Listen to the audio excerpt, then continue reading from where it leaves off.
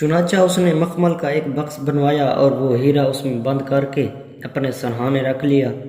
صبح اس کی آنکھ کھلی تو اس نے بکس کھول کر ہیرے کی زیارت کی۔ اس کے بعد ناشتہ کر کے دربار چلا گیا۔ سارا دن دربار میں امور سلطنت انجام دینے کے بعد وہ واپس شاہی محل میں آیا، بکس کو کھول کر ہیرے کا دیدار کیا اور اس کے بعد دوپہر کا کھانا کھایا۔ پھر رات کو سونے سے پہلے بھی اس نے ہیرے کو دیکھا اور سو گیا۔ بادشاہ نے یہ معمول بنا لیا تھا کہ روزانہ صبح، دوپہر اور رات کو ہیرے کا دیدار کرتا تھا۔ ایک دن صبح سویرے اٹھا اور ہیرے دیکھنے کے لیے بکس کھولا تو حیرت کے مارے اچھل پڑا، کیونکہ بکس میں ہیرے کی بجائے ننھا سا بچہ لیٹا تھا۔ بادشاہ کی خوشی انتہا نہ رہی۔ اس نے فوراً ملکہ کو طلب کر کے اسے بچہ دکھایا۔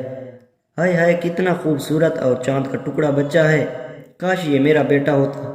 ملکہ نے یہ خوش ہو کر کہا، یہ ہمارا ہی بیٹا ہے ملکہ، اللہ نے ہماری برسوں کی دعائیں سن کر یہ بچہ ہمیں عطا کیا ہے، ہم اس کی پرورش کریں گے اور یہ بڑا ہو کر تخت و تاج کا وارث بنے گا۔ بادشاہ نے یہ مسکراتے ہوئے کہا۔ اسی دن سے ملکہ اس بچے کی ماں کی طرح پرورش کرنے لگی۔ بادشاہ نے منادی کرا دی اور اس کے ہاں شہزادہ پیدا ہوا۔ اس کی پیدائش کی خوشی میں جشن منایا جائے۔ بادشاہ کے حکم پر خزانے کا منہ کھول دیا گیا اور یتیموں، مسکینوں، نداروں اور غریبوں میں بے شمار پیسہ خیرات کیا جانے لگا۔ رعایا بھی جشن منا رہی تھی۔ عوام خوش تھی کہ ان کے بادشاہ کا بیٹا پیدا ہو گیا۔ ملکہ اور بادشاہ نے اس کا نام شہزادہ کامران رکھ دیا تھا۔ شہزادہ کامران جب 5 برس کا ہوا تو بادشاہ نے اس کی تعلیم و تربیت کے لیے بہترین اور تجربہ کار اتالیق مقرر کیے۔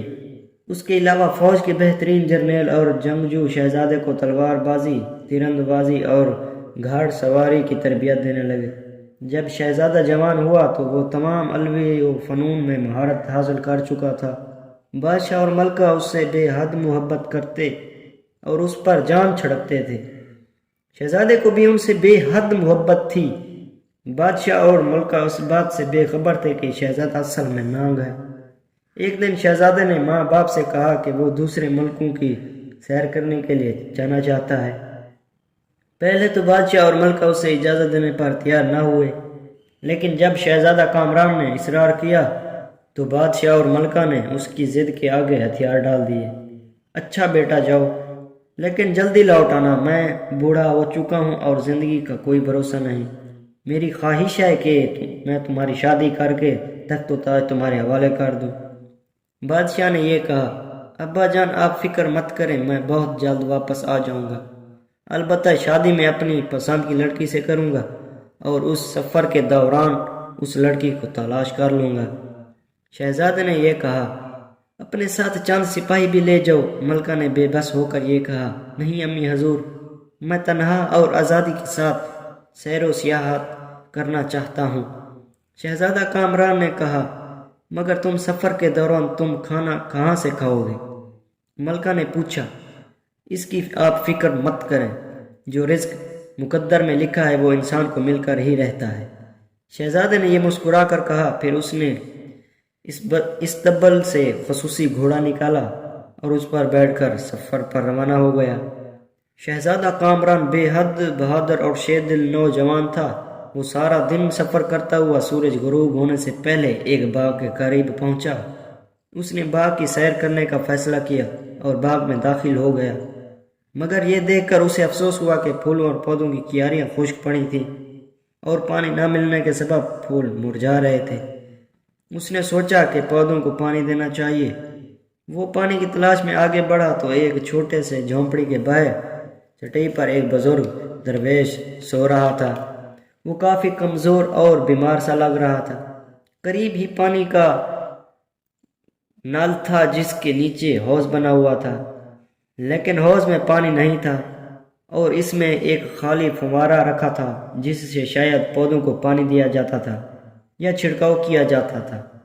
حوض سے چند نالیاں پودوں کی کیاریوں تک جاتی تھیں، لیکن وہ نالیاں خشک تھیں جس ان میں سے 6 ماہ سے پانی نہ گزرا ہو۔ نیک دل شہزادہ کامران نے پہلے تو کافی دیر ہاتھوں سے نل چلایا اور حوض سے پانی نالیوں کے ذریعے پودوں تک جانے لگا۔ شہزادہ اس وقت نل چلاتا رہا جب تک کہ تمام کیاریاں سیراب نہ ہو گئی۔ اس نے اپنے گھوڑے کو بھی پانی پلایا اور ایک درخت کے تنے سے گھوڑے کو باندھا اور جھونپڑی کے باہر سوئے درویش کے پاس آیا۔ اس نے درویش کو چند مرتبہ پکارا لیکن درویش کی آنکھ نہ کھلی۔ درویش کا نورانی چہرہ تھا اور شہزادے کو یقین ہو گیا کہ وہ کوئی بہت پہنچا ہوا بزرگ ہے۔ چنانچہ وہ درویش کے پیروں کی طرف بیٹھا اور اس کی ٹانگیں دبانے لگا۔ پوری رات گزر گئی مگر اس بزرگ کی آنکھ نہ کھلی۔ صبح ہوئی تو شہزادے نے نال چلا کر پودوں کو پانی دیا۔ جواب سر سبز و شاداب نظر آ رہے تھے۔ پودوں کو سیراب کرنے کے بعد وہ پھر بزرگ کی ٹانگیں دبانے لگا۔ اس طرح 3 مہینے گزر گئے اور پھر ایک دن درویش نے کروٹ بدلتے ہوئے شہزادے سے کہا، بچہ جو مانگنا ہے مانگ لو، تم نے میرے باغ کی آبیری کر کے میرا دل خوش کیا ہے۔ بابا جی میں شہزادہ کامران ہوں، میرا باپ ایران کا بادشاہ ہے، اللہ کا دیا ہوا بہت کچھ ہے میرے پاس، مجھے کسی چیز کی حاجت نہیں۔ شہزادے نے مودبانہ یہ لہجے میں کہا، تمہاری مرضی۔ درویش نے کہا یہ اور کروٹ بدل کر دوبارہ سو گیا۔ شہزادہ پہلے کی طرح اس بزرگ کی خدمت کرتا اور باغ کو سیراب کرتا رہا۔ 3 ماہ بعد درویش نے پھر کروٹ لی۔ شہزادے جو مانگنا ہے مانگ لو۔ درویش نے شہزادے سے کہا، بابا جی اللہ کا دیا ہوا بہت کچھ ہے، کسی چیز کی بھی ضرورت نہیں مجھے۔ شہزادے نے سعادت مندی سے جواب دیا۔ قریبی درخت پر بیٹھے ایک طوطے نے شہزادے سے کہا، شہزادے تیسری مرتبہ بابا جی کو انکار مت کرنا کیونکہ چوتھی مرتبہ یہ تم سے نہیں کہے گا، لہذا اپنی دلی آرزو کے مطابق کچھ نہ کچھ ضرور مانگ لینا۔ میاں مٹھو میری سمجھ میں نہیں آتا کہ بابا جی سے کیا مانگوں۔ شہزادے نے یہ مسکرا کر کہا، تم اپنی مرضی کی لڑکی سے شادی کرنی ہے، لہذا بابا جی سے شہزادی گلنار مانگ لینا۔ طوطے نے یہ ہنس کر کہا، شہزادی گلنار کے سوا کچھ مت مانگنا، اگر بابا جی انکار کریں تو تم اصرار کرنا۔